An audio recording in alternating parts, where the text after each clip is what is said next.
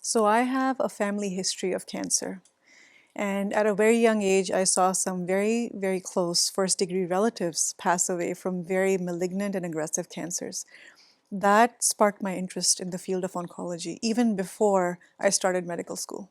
I finished my medical school in Pakistan in mid 2000s. After that, I came to the US and did my USMLEs, which is the exam you have to take to get into a residency program here in the US. I ventured to find oncologists and researchers in the city of Chicago who actually were interested in looking into cancers in older adults. And from there started my very robust training in clinical and research in the field of not just oncology and hematology, but geriatric oncology and geriatric hematology.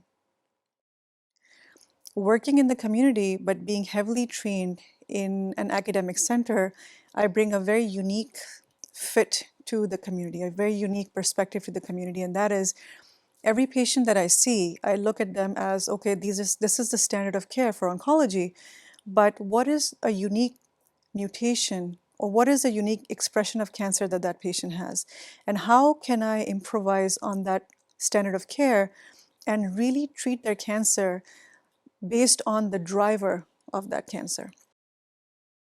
When we look at our cancer treatment guidelines, and those are guidelines that are being updated every day, a lot of times we will see that for metastatic cancers, even early stage cancers sometimes, depending on the rarity of the cancer, the guidelines recommend looking into clinical trials.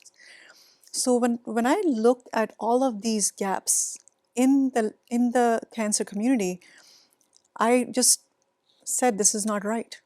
No one should be deprived cancer care based on A, their insurance, basically what they can afford to pay a medical insurance company, and B, based on not having insurance. And in some cases, C, not having the logistical means to even make it to a cancer center. A lot of patients may not be able to drive because they're weak from their cancer. And the best way that I found to provide care to these underserved, underprivileged patients was to find ways of linking with pharmaceutical companies and bringing clinical trials to the community.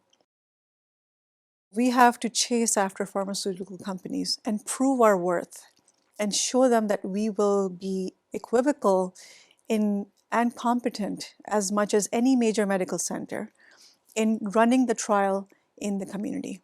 We had a patient with stage 4 breast cancer who had a specific mutation that we were able to target and almost eradicate her breast cancer. So we were able to significantly downstage her to the point that she is now able to get surgery, which is an option that would have possibly not been available to her at all.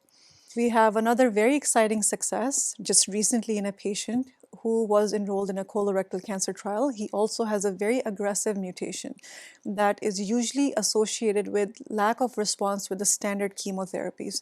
We were able to not only get him enrolled in a timely manner, but just after a few months of treatment, he's had an excellent response on scans. I wake up every morning and check on updates.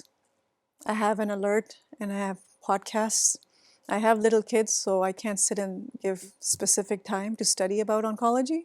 But when I'm driving, when I'm in between patients in my clinic, even while I'm talking to patients sometimes, I'm constantly updating myself because what is an oncologist without keeping up with cancer care?